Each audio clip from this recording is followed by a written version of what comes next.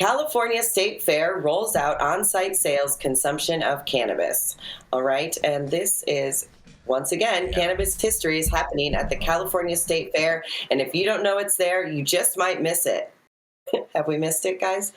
Behind a monolithic building, past museum-like exhibits that wind the attendee down a timeline of the marijuana plant, sits the first area for on-site sales and consumption of cannabis at a state fair. Not just the California State Fair, organizers said, any state fair. We're making history, said Dustin Moore, co-founder of Embark. This has never happened. Embark has partnered with Fair Play Ventures to create the newest version of the fair's cannabis exhibit, a cannabis competition that has taken place at the fair since 2022. This year, after having a chance to speak with growers and vendors, attendees can purchase cannabis products and use them in a consumption area. Part of that area is already prepared. An area for vendors was ready Wednesday in anticipation of opening day Friday. Couches sat protected under a covering, which provided some respite from the blistering California sun. It is hot as hell out there in Sacramento, no joke. No smoking is allowed in that area. Wow, interesting. The larger consumption site where smoking is allowed, remained under construction midweek. Attendees will walk a preordained path to that spot of about 20,000 square feet, where more tables and chairs, along with panelists and music, will greet them. Both sites, Moore said, are shielded from regular fair goers. People can visit the fair and never know there's cannabis present.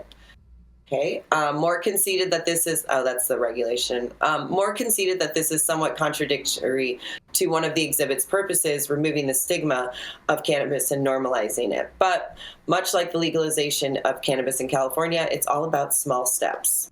James Letts, with Fair Play Ventures and executive producer of the cannabis competition and exhibit, easily remembers the state of cannabis in California before 2016, when Prop 64, the voter initiative that legalized marijuana in the Golden State, passed. 10 years ago, Letts wouldn't have believed sales and consumption at the state fair were possible. It is huge, he said. It is the first in the country. It is unbelievable that cannabis is legal. A visitor to the cannabis exhibit can see how people's attitudes toward cannabis have changed over time.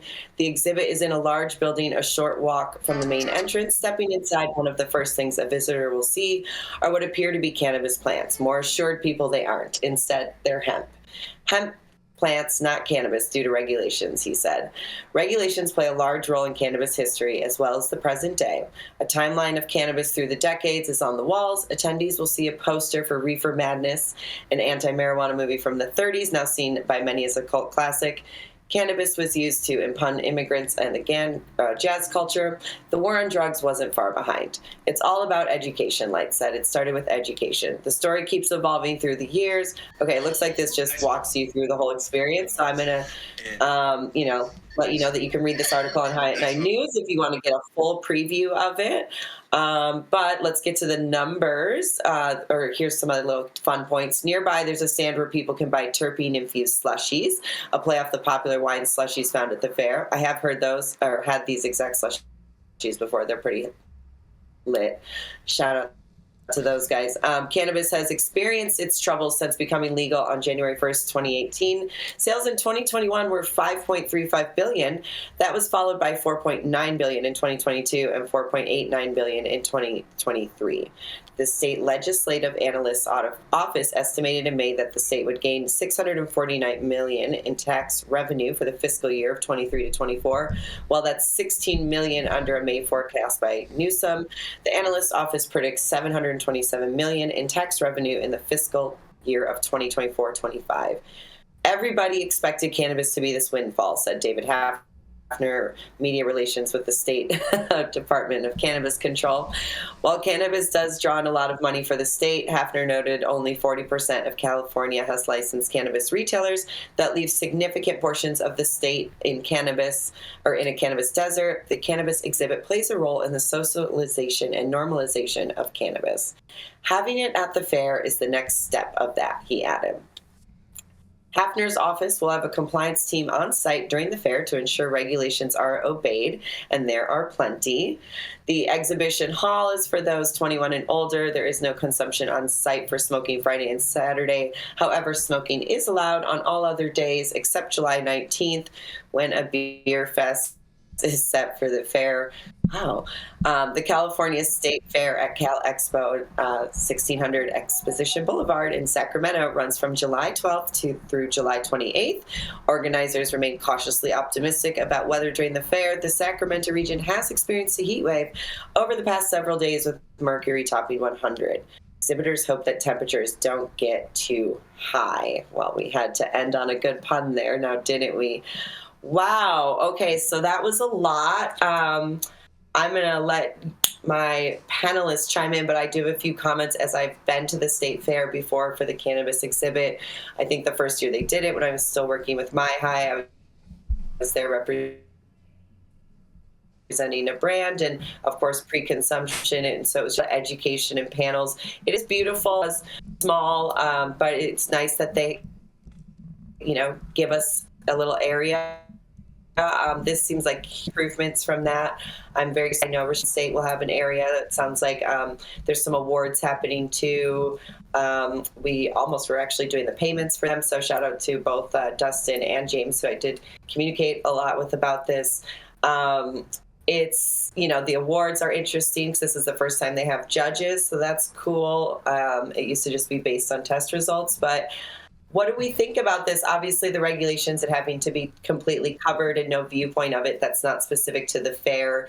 I was just at Pride, where they had the first official cannabis sales, and it was the same thing. It was completely blacked out and hidden, and it's such a bummer because it really does. It's great to have it there, but the whole, keeping it so separate and hidden and out of view really does, make it out of view. And also, we had to do work to make sure people knew that this area existed and that they could both buy and consume cannabis. And so putting it behind these black fences doesn't really help normalization. But I guess, like the article says, baby steps. And I know a lot of brands and people in the business and industry and community are psyched to go out there for a day. I may or may not make it down there. Like I said, it's really hot, or over there, I should say. But shout out to everyone who's doing the hard work to make it happen. I think it's great. What do you guys think? I mean, this does sound like a fun event overall, just to experience. I mean, it is the California State Fair, so it has a super nostalgic type of feel to it. If I was up north, I would probably go just to witness it, see what's up and whatnot. But I would bring my own weed. I probably wouldn't buy anything that was there.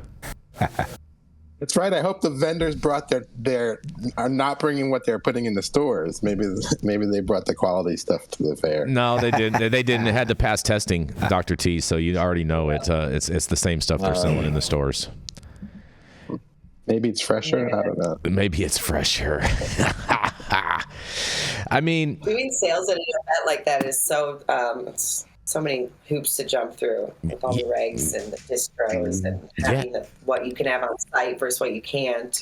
And it being so hot does create a whole nother fiasco for these retailers and brands to have to deal with making sure that their product is kept cool, because cannabis does not like the heat.